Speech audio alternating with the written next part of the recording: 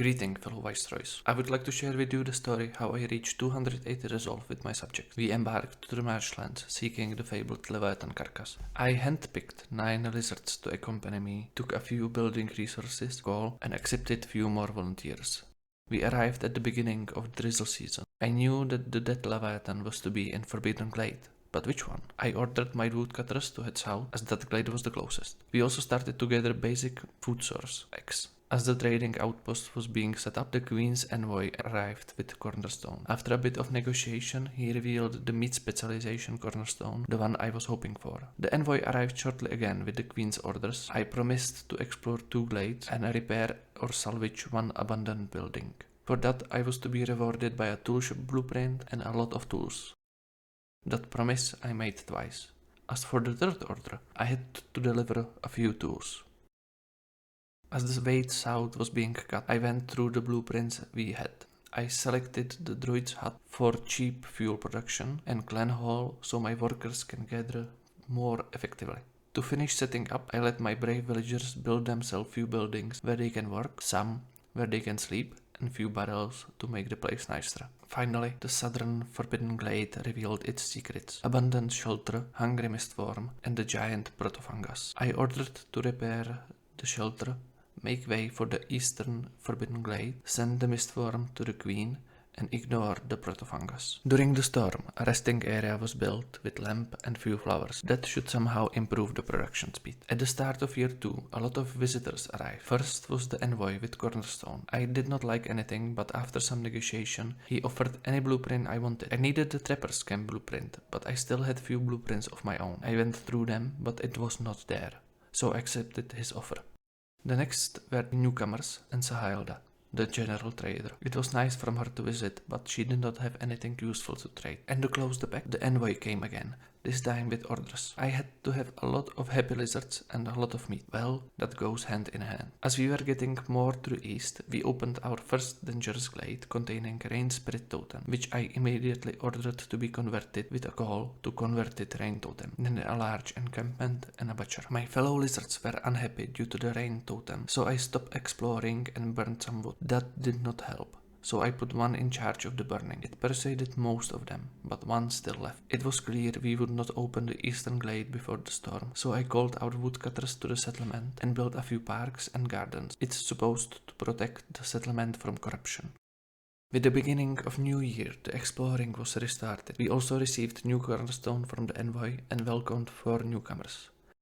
In a moment, we were staring into the eyes of 2 rotting beasts, dead Leviathan and infected drainage mole. One that will give us a ridiculous amount of meat, and the other which we could lure into the Queen's citadel with meat. I immediately moved my trappers closer to the dead carcass. At that moment, the trader from the First Dawn Company arrived with plenty of meat for us to buy. With that, I could rid us of the mole, but first I had to prepare. If approached, its infection would for sure spread around the village. So blight posts has to be built, and manned by brave fighters with flamethrowers. After that was done, we started to lure it away. Shortly after, I received the next 2 orders, to open 5 glades and to deliver 3 ancient tablets. I chose the 5 glades and let my woodcutters do the rest. Everything went smoothly. Glades were opened in short order, villagers' resolve remained high, and infection did not cause any issue at all. And before the storm ended, we had the glade order completed, and the mole was on its way to the Queen. Year number 4 started with another visit of envoy. He gave me a cornerstone, so burning Blightrod decreased the hostility of the forest. With him, 4 new volunteers arrived. I ordered more trappers' camps to be built, increasing the total number to 6, and welcomed all Farluf, trader engineer of the Brass Order. He did not have anything useful, so I let him stay for some time, while focusing on setting mine operations and clearing area around the Leviathan, with the aim to set up a lizard village in its proximity. New order came. My subjects were to drink beer. I then checked my remaining blueprints, finding a guild house, a tavern, and a marketplace. As for the storm, more wood had to be burned, and 1 worker was killed by the rain, as housing was insufficient. With the start of New Year, I picked the spot for the second heart, and as usual, I was visited by the envoy. This time, he allowed more newcomers to come, so we welcomed 6 instead of 4 new people. On the meat front, the lizards were gathering 12 meat each time, with a small chance to double it. A mysterious caravaneer came, so we bought a totem to prolong the drizzle and improved our coal mining. I received my last order from the Queen, to burn a lot of infection and set my focus on the new village. I brought there the rain totem, built fences, planted flowers, and ordered 9 lizard houses to be built. It was nicer than our main village, but they deserved it, already producing 20 meat each time. In the year 6, newcomers were taxed to arrive. On stock we had 4,000 raw meat, so when Sahelda came again, I bought her whole stock for 1,200 meat. In the new village, a 10th lizard house and fancy copper roads were built. It was finished by a marketplace. 700 pieces of the little Leviathan remained, and we were again over 4,000 raw meat. I sent my lizards to repair the butcher and then prepare their skewers and jerky. I didn't do it to make them happy. I needed a place where rainwater was used, so we had some infection to burn. During the storm, I was happy having more than 6,000 meat in stock, but not everyone was as happy as I was, so I let them burn some coal. With the new year, 6 more people arrived, properly paying the tax, and the envoy stopped by to show us how to properly use an axe, and offered us his wares. I made an agreement with him, so traders will arrive more often, and brought guide, improving our food production. I noticed I could sell him a lot of crystallized dew, which was gathered from the Leviathan carcass, so I started tool production, with 4 tool shops and 8 beavers, and allowed some workers to open a few crates found in the glades. With the start of the storm, I checked what sacrifices I could make in the newly built forsaken temple, but none was worth it. The resolve did not look good, but a bigger fire solved this problem. At the start of year 8, my friend, the Queen's envoy, showed us how to use water-powered wood-cutting tools, and we welcomed 6 more workers. Now, my settlement housed 59 people. The creepy trader arrived again, bringing nothing useful, so I just stood there trying to look busy until he left. I unlocked the smokehouse and built 4 of them, employing 12 more people, all just to generate infection, which we could fight. Speaking of that, I ordered a new blight post to be built. While setting up smokehouses, I noticed we had almost 19,000 meat in stock. Well, my lizards were producing 54 meat each time, sometimes even 108 pieces, and we had still around 35% of the Leviathan left. As the storm started, I checked the rewards for our last sacrifice, but nothing was worth the lives of my people or the resources for the citadel, so I refused. During this storm, a resolve drop hit hard. I wanted to sacrifice some coal to make peace with the forest, but the heart was corrupted. I could just watch how one of my weavers left. New year, new cornerstone. This time, I've got from the envoy improvement for the glade events. I welcomed 6 new villagers and Zork, the quartermaster trader. I had 25,000 meat to trade, but 1,000 was enough for everything he had. I also bought additional agreement, so traders would arrive sooner, so we had 3. The 1,000 meat returned quickly, as my lizards were producing 62 meat each time, and we got close to 28,000 before the end of drizzle season. In the clearance, we had 30,000 meat, and we built another heart south of the tool production. Next to it will be memorial place for the hard work the lizard kind did for this settlement. And before the storm, Sir Redmayne came to trade. I bought the human clan support and human friendship, and I sold him most of our tools for most of his stock. The storm of year 9 went surprisingly good. We did not have to burn anything except a few blight rot.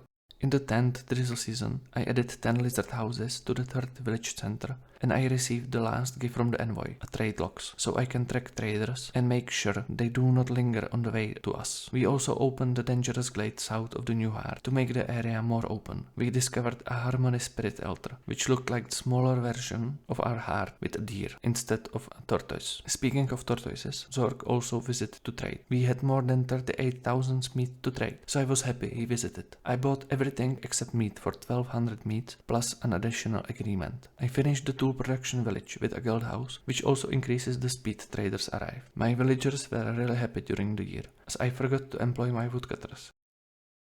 I punished them by cutting through the storm, making some almost leave. Year 11 meant the first year without a new cornerstone. Luckily, old Farlov came and sold us better axes for my woodcutters, and also almost his whole stock for all of our tools and hundreds of leather. I decided to dedicate a new village to my fellow humans. I don't recall what important role they had, but I believe they deserved it. It was going to be a huge square in front of the heart, with a tavern in the middle. On opposing sides of the square would be 5 human houses, and behind the heart would be a small deer worshipping place. Before my architectural masterpiece could be finished, Sir Redmayne came to trade. He knew me, so he brought more trade agreements with him. He did not want meat, of which I had short of 50,000, so I bought only a couple of things for all of my tools and few hundreds of coal. Construction of the human village continued through the storm, and I can tell you it was going to be beautiful.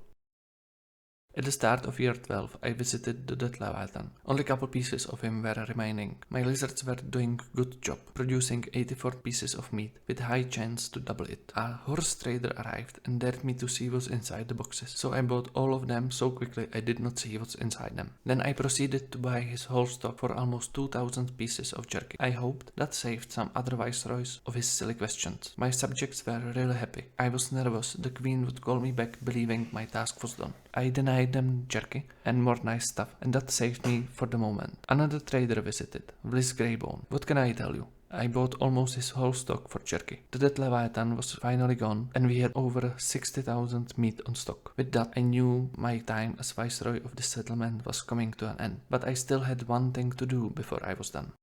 And at the start of year 13, I had the means. Zorg, trader of the First Dawn Company, arrived. The resolve of my villagers was 14 to 23. With Guild House fully manned, it was almost 50. After I bought Zorg's whole stock, it was almost 60. The Guild House was celebrating how good of a trader I was. Or was it? I then traded everything for one piece of meat. 63,000 meat, value of almost 40,000 ember for one piece of meat. And the villagers were blissful. 280 resolve. In a moment, they were at 50 resolve and could not get higher. And with that, I could finally leave this settlement. And that's the end of my story, how I reached 280 resolve. We cut to pieces whole Leviathan. We built probably the most beautiful human settlement. And I did the worst trade I could. But it does not matter anymore. The blight storm washed it away, and the ground still needs more resources. So what do you say? Do we go again?